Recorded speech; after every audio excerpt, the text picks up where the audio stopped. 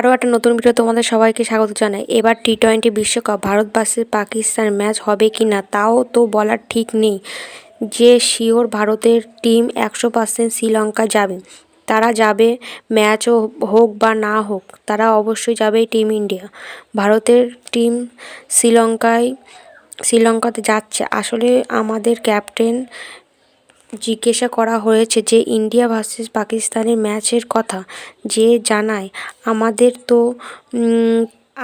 তো ক্লিয়ার আছে ও আমরা তো না যাব না, এর কথা তো আমরা তো বলিনি। যে এটা বলেছে পাকিস্তানিরা।